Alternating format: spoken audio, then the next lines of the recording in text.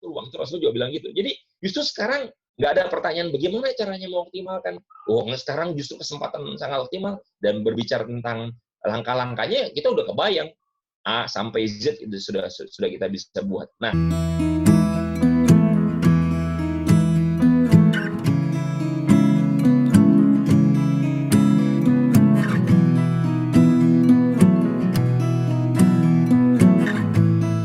Assalamualaikum warahmatullahi wabarakatuh. Sahabat sekalian, kembali sharing santai bersama Kang Febri.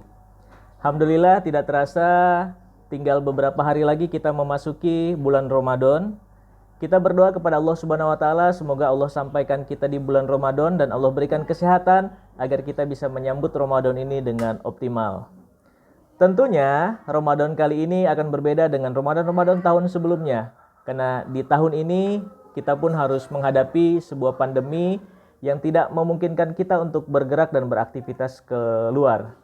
Nah, sekarang pertanyaannya bagaimana agar Ramadan kita menjadi optimal?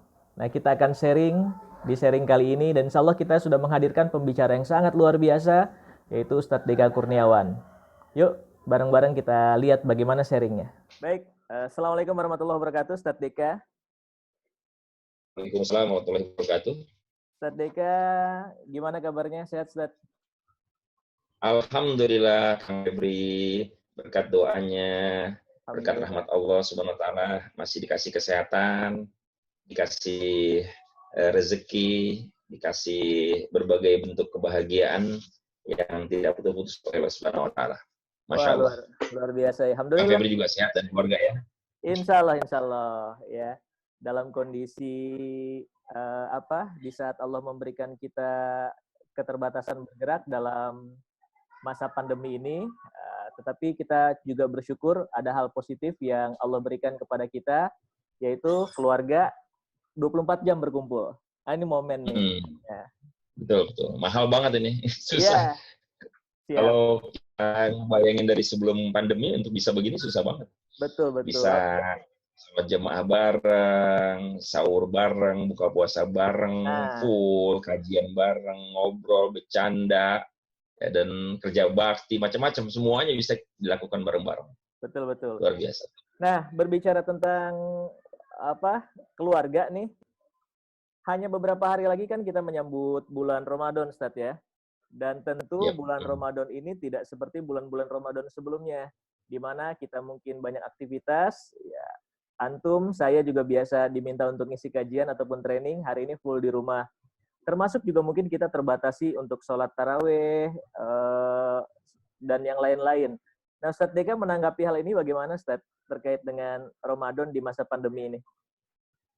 Ya, bismillah, Kang Febri dan kaum muslimin yang dimuliakan oleh Allah Subhanahu wa taala. Pertama, kalau kita ditanya tentang bagaimana sikap kita atau bagaimana kita menanggapi momentum bulan Ramadan yang insya Allah akan kita jalani bersama, ya, mudah-mudahan Allah kasih banyak umur kita bisa ketemu dengan Ramadan. Makanya kita berdoa, Allahumma salimni Ramadan, dan kita baca doa ini terus yang datangnya Ramadan. Dan momentum Ramadan ini bersamaan qadarullah dengan kehendak Allah, dengan izin Allah SWT, masih berlangsungnya pandemi yang diperkirakan masih akan berlanjut sampai beberapa waktu ke depan, bahkan sampai beberapa ahli menyatakan sampai setelah Lebaran pun masih akan berlangsung. Naudzubillah min dzalik, ya, kita tetap bergantung kepada Allah SWT. Nah, dua hal yang bersama momentumnya ini memang terus terang bagi kita ini menjadi sesuatu yang memberatkan, menjadi musibah, menjadi pukulan. Kenapa? Karena kita akan mengalami situasi yang jauh berbeda dengan apa yang kita rasakan di tahun-tahun yang sebelumnya, yaitu diantaranya adalah kelezatan beribadah dan kenikmatan dalam beramal selama di bulan Ramadan. Kita nggak bisa lagi, ya, qadarullah, kemungkinan menikmati indahnya bacaan imam-imam di masjid kita untuk bukan cuma sholat 5 waktu, sholat wajib, tapi juga sholat tarawih yang justru menjadi spesial buat kita. Kita bahkan, ya, sedih betul kita akan kehilangan kelezatan beriktikaf, ya. Selain juga kelezatan-kelezatan yang lain berhubungan dengan aktivitas di luar rumah, ya. Nah, dalam kondisi seperti ini, maka pertama menurut saya, sebagaimana yang juga sering kita dapatkan nasihat dari berbagai penjelasan ulama dan ahli-ahli hikmah, tidak ada sikap yang terbaik selain sikap sabar, dan kemudian bersama dengan sikap sabar itu kita juga diperintahkan oleh Allah Subhanahu wa taala untuk bersyukur, ya. Sabar Kata Allah dan Subhanahu wa syukur. taala, ya, dalam Al-Qur'an, inna fi dzalika laayatin likulli sabbarin syakur. Sesungguhnya di balik tanda-tanda yang diwujudkan atau diciptakan oleh Allah Subhanahu wa taala termasuk musibah, itu terdapat tanda-tanda bagi orang-orang yang bersabar dan bersyukur. Dua kalimat ini yang disandingkan oleh Allah Subhanahu wa taala. Likulli sabbarin syakur. Kenapa? Karena kedua sikap inilah yang akan menjadi penentu dari optimal atau tidaknya ibadah dan amal-amal kita di bulan Ramadan. Nah, tapi tentu saja sabar dan syukur ini harus kita maknai secara lebih dalam, ya, Kang Febri.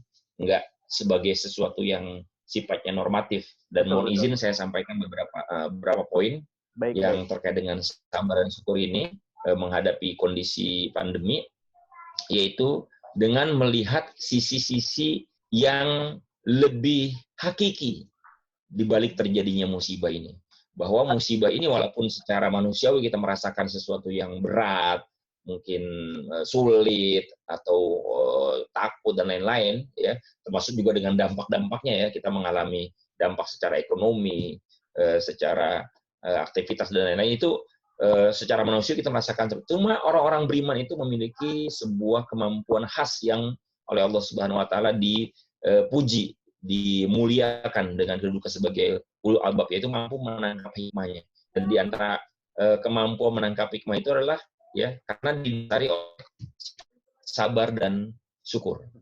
Nah, hal yang mendasar yang harus kita lihat tadi adalah itu, hakikat musibah ini sesungguhnya adalah anugerah.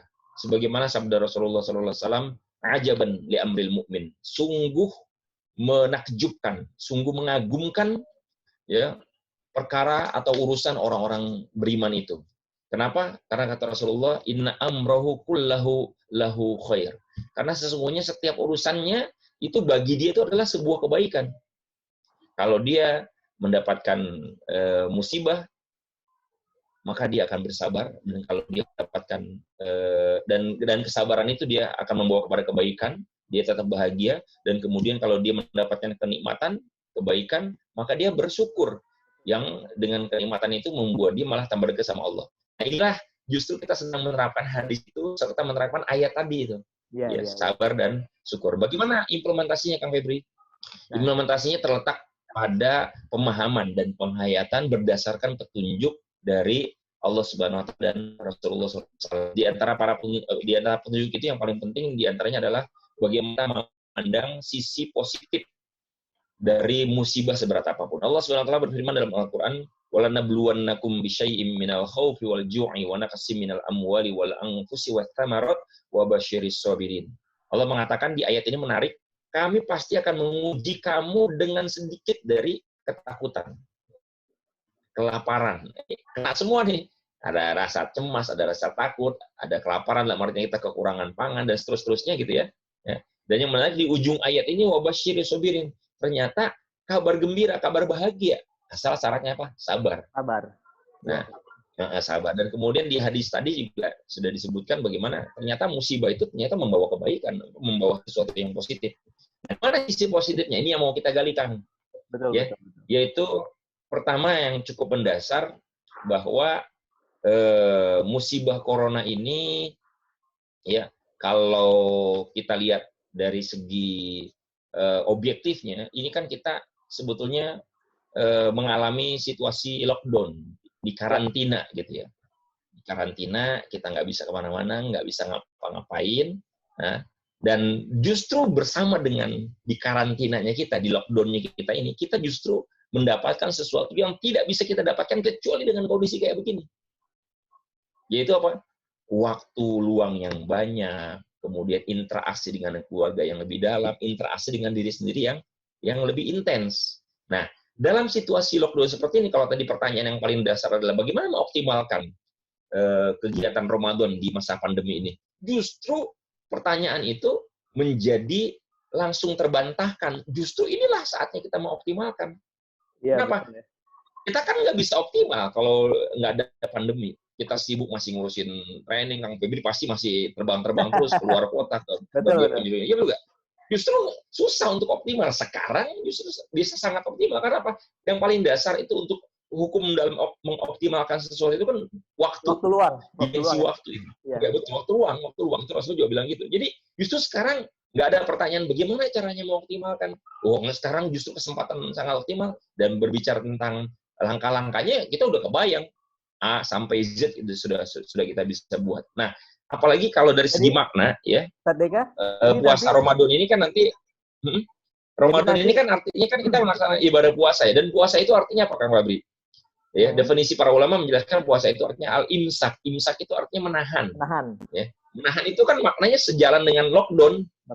Ya. Artinya lockdown secara fisik dengan lockdown secara rohani, ya. Lockdown fisik itu melalui pandemi dan lockdown secara rohani itu melalui puasa, itu ketika dipadukan itu makin dahsyat dampaknya. Dan ketika kita sedang menahan seperti itu, kita mampu memiliki kejernihan batin.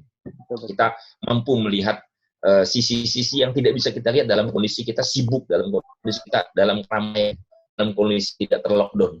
Nah, itu yang dilakukan oleh Nabi Yunus alaihissalam ketika mengalami lockdown yang luar biasa. Dia terkurung dalam 3 kegelapan. Sebagian ulama mengatakan 4 kegelapan, yaitu pertama kegelapan di dalam perut ikan paus. Kemudian kegelapan yang kedua, kegelapan di dalam lautan, di dasar laut yang dalam, ya. Dan kegelapan yang ketiga itu kegelapan di malam yang gelap. Dan yang keempat kegelapan karena di lautan itu sudah terjadi badai yang sangat luar biasa. Nah, dalam kondisi seperti itu dia bisa melakukan sebuah rumus ajaib, yaitu bertaubat. Ya. La ilaha illa anta subhanaka inni kuntu minadz dzalimin. Dia dilakukan. Nah, akhirnya lepas dari kegelapan. Nah, bagaimana puncak dasar dari kita mengoptimalkan Ramadan di masa pandemi ini adalah dengan memperbanyak taubat itu. Itu yang dilakukan Nabi Yunus dan lepas semua kesulitan. Ya. Jadi nanti harusnya sudah tidak ada alasan lagi bahwasanya ini kita nggak bisa menghatamkan Al-Quran gara-gara nggak punya waktu. Justru ini momen yang tepat ya untuk menghatamkan banyak Al-Quran. Betul ya, Ustaz Deka ya? Betul. Ya, karena bahkan bukan sekedar menghatamkan, justru ini lebih dahsyat ya. Saya sendiri kebayang bahagianya itu, aduh, dulu itu susah banget untuk bisa tadabbur Quran. Nah, ya, kalau sudah khatam sih kita insya Allah mudah-mudahan diberi kekuatan ya. Cuma yang sulit itu untuk bisa tadabbur Quran dari apa yang kita baca. Yang ketiga, kita bisa menambah hafalan atau murojaah. Wah, itu mahal banget. Mahal banget.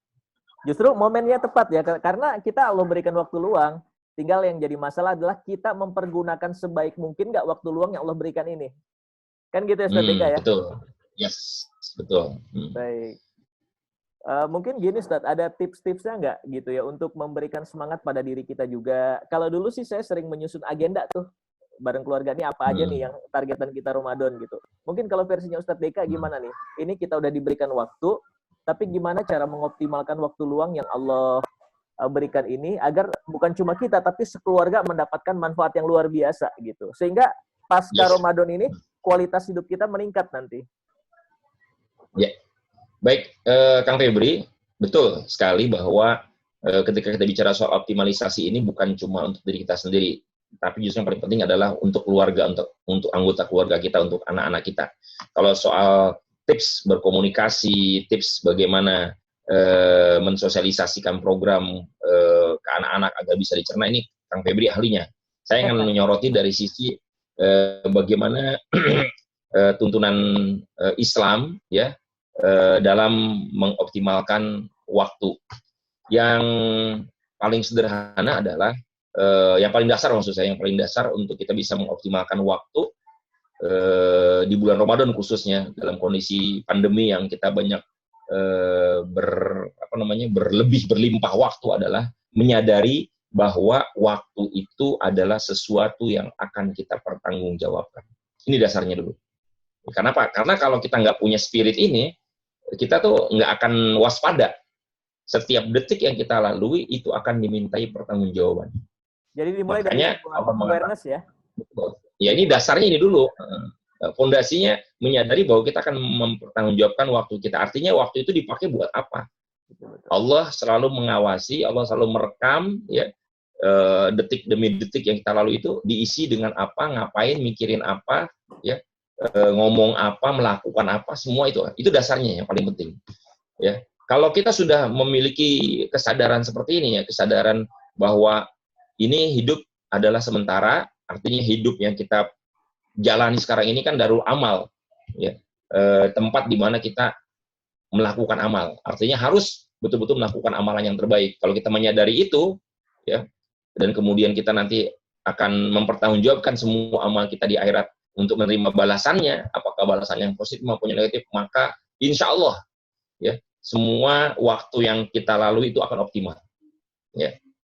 Nah, itu yang pertama. Yang kedua, ya, kita harus betul-betul memahami bahwa hidup kita ini singkat dan kematian bisa menyergap kita kapan saja. Ya. Kita nggak bisa memastikan apakah kita bisa ketemu dengan Ramadan bahkan, betul nggak? Ya, kita sekarang dikasih waktu sisa berjumpa dengan Ramadan kalau izin banyak umur, apakah kita sudah betul-betul optimal mengisinya dengan mempersiapkan diri untuk menyambut Ramadan? Nah, begitu juga nanti pada saat Ramadan kalau Allah izinkan, ya, kesadaran bahwa kita ini nggak bisa memastikan, nggak bisa menjamin akan bertahan lama dalam kehidupan yang sedang kita jalani ini. Maka kalau kita tahu itu yang pasti terjadi pada kita, kita nggak akan menyia-nyiakan waktu yang Allah berikan kepada kita. Itu yang kedua. Yang ketiga, dasar yang penting, dasar dalam mengoptimalisasi waktu, khususnya Ramadan bersama dengan pandemi ini adalah bahwa kehidupan yang kita jalani ini, ya, membutuhkan sumber-sumber kebahagiaan, dan sumber-sumber kebahagiaan itu ternyata adalah pada amal-amal soleh. Semakin kita berusaha meningkatkan amal kita, maka kita akan semakin merasakan kebahagiaan. Nah, ini dasar-dasar yang perlu kita pahami dulu, Kang Febri, supaya kita ketika kita menyusun rencana atau tadi sudah secara teknis, ya, langkah-langkah apa, agenda-agenda apa, itu kita sudah punya energi. Bahkan ini menjadi generatornya di sini, di energi ini. Nah, baru langkah-langkahnya secara teknis bisa kita dengan menempuh pendekatan komunikasi, bermusyawarah dengan keluarga. Itu yang saya juga coba terapkan. Kalau secara teknis misalnya yang saya lakukan adalah saya berusaha menyempatkan waktu di setiap 5 kali sholat berjamaah dari tahajud, subuh sampai isya, itu kan selalu jemaah terus kan, terus itu diselipkan pembicaraan ringan, nggak perlu pendekatan yang formal. Kajian ini kita mau kultum nih ya, dengerin baik-baik ya, Abi. Nggak gitu, jadi ngobrol aja, ngobrol santai ya, ngobrol santai. Dan saya menggunakan teknik, ada kabar gembira nih hari ini, ya sebutin ini kabar gembira. Walaupun misalnya yang saya ceritakan ke teman-teman kemarin, walaupun lagi kondisi lockdown kayak gini, kita mengalami ujian secara finansial, tapi ternyata alhamdulillah nih Abi dapat rezeki bisa jualan ini laku sekian. Itu hal-hal yang sederhana, tapi ketika kita membiasakan komunikasi seperti itu anak-anak jadi oh iya asik juga nih ya gitu. Nah, nanti baru bersama dengan kita bisa selip-selipin hal-hal yang menjadi nilai soal ketekunan beribadah, kedisiplinan, akhlak, ya, target-target. Jadi kadang-kadang justru mulainya bukan dari hal-hal yang serius kayak bikin target gitu kan. Jadi justru yang ringan-ringan loh. Jadi gimana nih supaya kita ngobrol satu-satu diajak ngomong, itu dikasih kesempatan ngomong. Itu kalau kaitan dengan keluarga. Gitu kan mungkin ya. Alhamdulillah. Ini lumayan banyak insight dan luar biasa nih bagi saya nih untuk bisa sharing dengan Ustadz Deka. Yang pertama tadi, justru kita harus bisa mereframing tentang optimalisasi. Ini optimal nggak Ramadan? Kan kebanyakan pada ngomong gitu ya. Justru dari diskusi ini saya mendapatkan insight bahwasanya justru optimal nih sekarang dengan kesempatan waktu yang Allah berikan gitu. Nah, mudah-mudahan juga ini nanti ditonton oleh, ini biasanya saya sharing di media sosial Kang Deka, nggak apa-apa ya? Masya Allah, barakallah. Jadi bukan cuma saya nih yang mendapatkan berkah yang luar biasa dari tausiah ini, biasanya saya akan sharing ke teman-teman yang lain. Gitu. Nah, mudah-mudahan ini juga inspirasi bagi banyak orang yang mendengarnya. Oke, baik, selain yang tadi, mungkin Ustadz Deka ada tambahan lagi motivasi buat kita untuk bisa punya energi sampai dengan, biasanya kan energi orang itu di awal-awal ya, minggu-minggu awal energinya full sampai dengan bulan-bulan ketiga justru pekan-pekan ketiga, pekan-pekan keempat gitu kan, atau 10 hari terakhir justru malah redup nih gitu. Nah, gimana nih sekarang caranya gitu, apalagi dalam kondisi biasanya kita semangat ketika bersama-sama gitu kan, tarawih bareng-bareng di masjid. Nah, ini cuma satu keluarga. Nah, supaya generator ini tetap jalan terus dan spirit ini tetap ada dalam keluarga kita, ini gimana nih tips-tipsnya Ustadz Deka? Ya, baik, masih banyak Kang Febri, sangat jeli dan tajam pertanyaannya. Jadi saya akan mengajak kita mengambil analogi yang sederhana aja dulu ya, supaya kita bisa kebayang nih. Bayangkan, walaupun ini contohnya kurang positif ya, bahkan negatif, tapi kita cuma ingin mengambil dari sisi kejiwaannya aja, yaitu kita perumpamakan dengan orang yang main game di warnet atau game online gitu ya. Suasana hati dia secara kejiwaan dia asik menikmati. Ya, bahagia. Dan orang kalau udah asik, yang terjadi adalah dia akan melakukan apapun, termasuk menambah waktunya, menambah pengorbanannya, korban biaya untuk bayar beli kuotanya gitu ya, atau apanya, kemudian juga tenaga dia korbankan, waktu dia korbankan, sekolah dia korbankan, sholat dia korbankan, ya betul nggak? Dia bisa mengorbankan apapun. Kenapa? Karena yang dia dapatkan ya, yang terframing di dalam pikiran dan perasaannya itu adalah dia mendapatkan keuntungan dan sekaligus kenikmatan. Ingat, keuntungan di satu sisi dan kenikmatan atau kelezatan di sisi yang lain. Itu yang dilakukan oleh para pemain game. Ya, bahkan sampai ada yang saking dia merasa nikmatnya, merasa beruntungnya, asik itu kan luar biasa. Itu dia sampai berhari-hari di warnet. Bahkan dia sampai mengorbankan masa depannya kan, sekolahnya dikorbankan, ibadahnya dikorbankan, hubungan orang tuanya dikorbankan, apapun. Bahkan dia bisa melakukan perbuatan-perbuatan yang jahat, dia mencuri, dia apa segala macam itu. Karena dia sudah tersetting di sini alam bawah sadarnya itu memang keuntungan. Kenapa? Keuntungan berupa apa? Berupa naiknya level. Bahkan pada game-game tertentu saya nggak tahu persis ya, tapi itu katanya akan dapat hadiah. Kalau bisa naik level sekian, nanti akan dapat hadiah sekian gitu kan. Ada keuntungan-keuntungan yang diperoleh secara materi juga, orang katanya begitu. Saya belum tahu detail ya persis. Nah, tapi di luar itu, di luar keuntungan, dia pun merasakan kasih. Kenapa? Karena dia merasa teraktualisasi dirinya.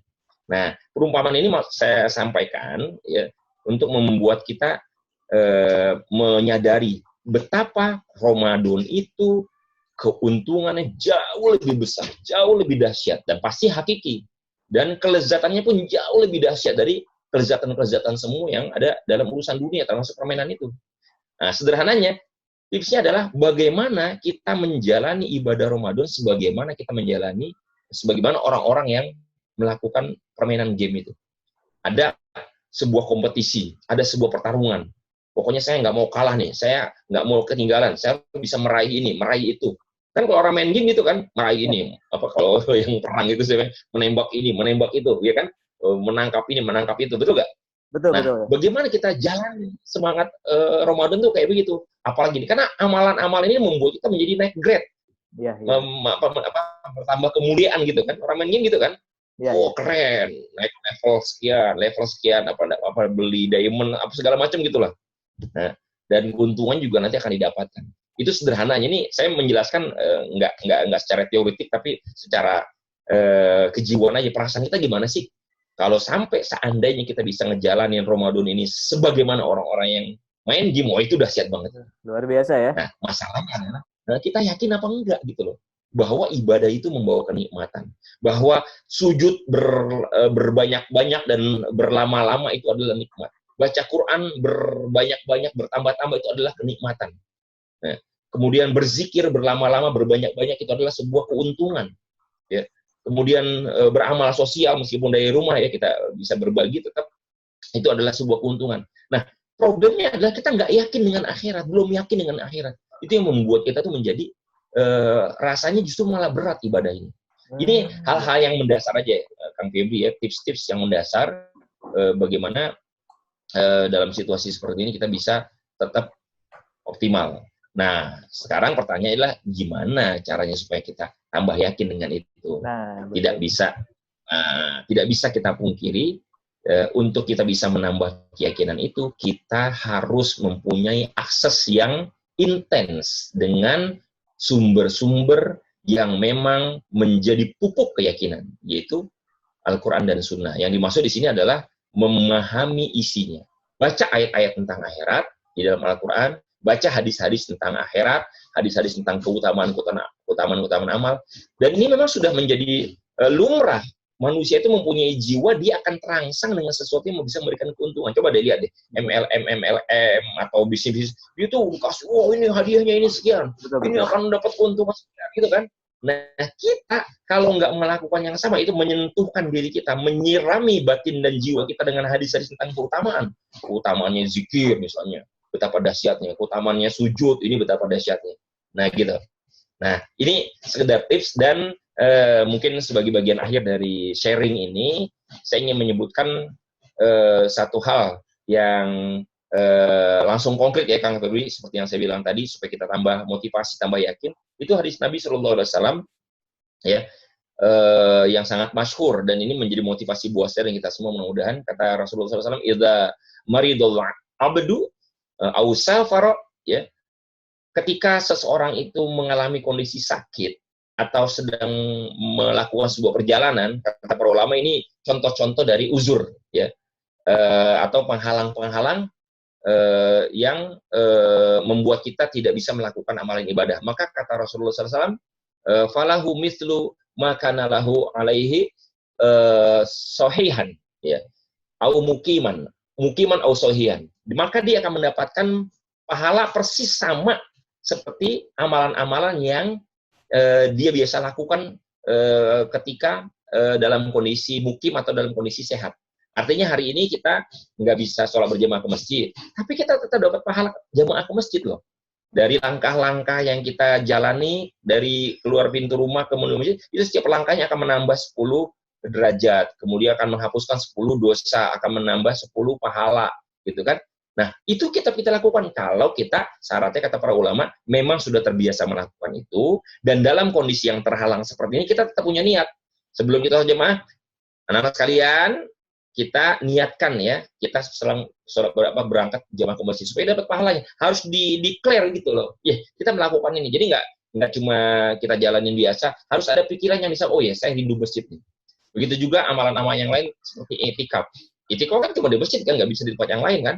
Ya, kecuali yang dulu tuh ada istilah istrikaf ya. Itu bukan di masjid kalau itu. Dan itu nggak boleh. Nah, jadi ini sebagai penutup, Kang Febri mungkin bagian akhir sharing ini, insya Allah kita akan mendapatkan keuntungan yang begitu dahsyat meskipun lockdown, tapi kita dijamin dapat pahala sebagaimana pahala-pahala yang kita dapatkan pada saat kita tidak lockdown. Apapun yang kita lakukan di luar, betul, majelis ilmu, zikir, luar biasa berlipat ganda, apalagi di bulan Ramadan. Iya, salah. Itu Kang Febri mungkin. Ya, jazakallah khair, Ustadz Deka. Seperti yang saya sampaikan tadi, mohon izinnya kalau sharing ini pun akan saya sebarluaskan ke yang lain supaya spirit ini bukan cuma untuk sedikit orang yang mendapatkan sharing dari Ustadz Deka saat ini aja, tapi mudah-mudahan spirit ini, semangat ini juga bisa meluas ke yang lainnya. Jazakallah khair atas waktunya. Waalaikumsalam. Terima kasih banyak atas kesempatan juga Kang Febri. Salam buat keluarga dan segenap kerabat di jaringan Kang Febri. Barakallahu fikum. Assalamualaikum warahmatullahi wabarakatuh. Waalaikumsalam.